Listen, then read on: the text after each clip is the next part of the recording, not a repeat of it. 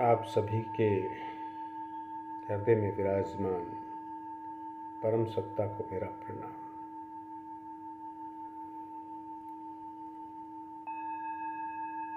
आज बड़ा हर्ष का दिन है।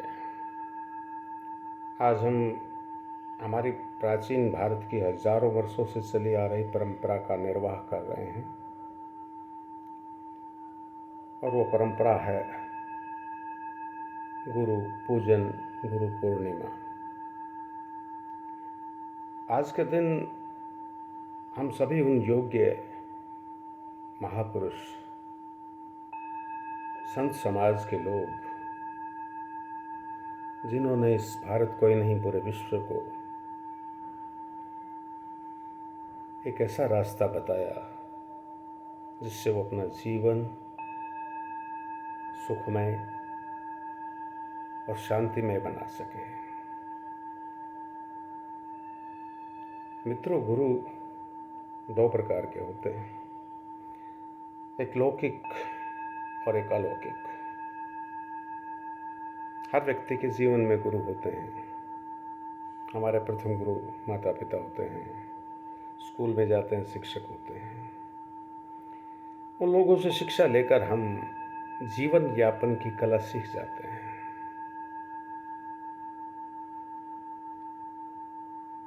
स्कूल में पढ़कर हम रोजगार को प्राप्त कर लेते हैं। ऐसे ही नाई, धोबी, मिस्त्री, कारपेंटर, खाती, किसानी, किसी न किसी से हम सीखते हैं तो हमारे गुरु होते हैं। वो लोग भी नमन के योग्य हैं कि उन्होंने हमें इस योग्य बनाया कि हम अपना जीवन चला सके, मान सम्मान इज्जत से दो रोटी कमा सके। और दूसरे होते हैं असंसारिक, अलौकिक, जो हमें ये बताएं कि हमारे जीवन का उद्देश्य क्या है और ये जो संसार चक्कर है, आवागमन है, जन्मना मरना जन्मना मरना, इससे छुटकारा कैसे हो, मोक्ष कैसे मिले, शांति कैसे मिले, सच्चा ज्ञान कैसे मिले, एक वो गुरु होते हैं।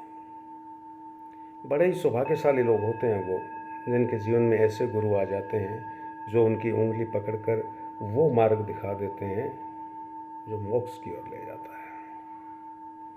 हमारे भारत की परंपरा में बहुत सारे संतों की श्रृंखला है, बहुत सारे नाम हैं जिन्होंने भारत को ही नहीं पूरे विश्व को ये ज्ञान दिया।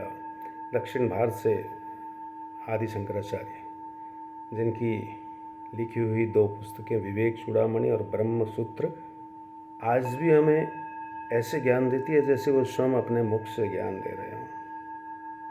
रामानुजाचार्य, माधवाचार्य, वल्लभाचार्य, निम्बकाचार्य, और उत्तर भारत में संत कबीर साहब, रविदास जी, संत मीराबाई, संत तुकाराम, संत ज्ञानेश्वर जी,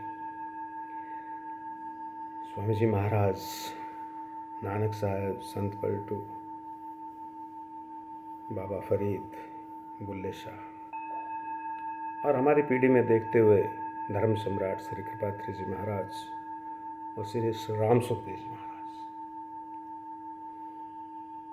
ऐसे लोग जिन्होंने सत्य को पा लिया और इतनी पूर्णता से पा लिया कि वो हमें भी दे सकते थे, उन्होंने किसी को शिष्य बनाना स्वीकार ही नहीं किया। अब ये अर्थ युग में, कलयुग में गुरु के नाम पर जो गुरुडम चल रहा है, बड़े बड़े आश्रमों का निर्माण, बड़े बड़े धन संसाधन का संग्रह, बड़ी बड़ी राजनीतिक पहुंच, और हम देश के भोले वाले लोग उनके इस प्रभाव में आकर उनका शिष्यत्व स्वीकार कर लेते हैं, उनको गुरु बना लेते हैं और अपना समय ही नहीं अपना धन भी लुटाते हैं। ऐसा गुरु हमें खोजना चाहिए जिसकी खोज समाप्त हो गई हो, जिसने मांगना छोड़ दिया हो परमात्मा से। मैं तो कहा करता हूँ अभी जो स्वयं मांग रहा है वो हमें क्या देगा। तो भ्रम में न रहकर ऐसा गुरु जो हमें शांति का मार्ग बता सके, संतोष का मार्ग बता सके, खोजिए, मिल जाएगा। मौजूद रहते हैं हर वक्त धरती पर। और अपने जीवन को सार्थक कीजिए। आजकल गुरु की दृष्टि शिष्यों के ज्ञान और त्याग पर नहीं रहती है। प्राय ऐसे गुरु हमारे बीच में उपस्थित हो गए हैं जो शिष्यों की भीड़ में जो अति प्रभावशाली शिष्य वही हमारा प्रिय शिष्य बन जाता है। जिसके पास साधन नहीं है, सामान्य व्यक्तित्व का आदमी है, ईमानदार है, संतोषी है, समर्पित है, उसकी हमारे गुरु की नज़रों में कोई कीमत नहीं है।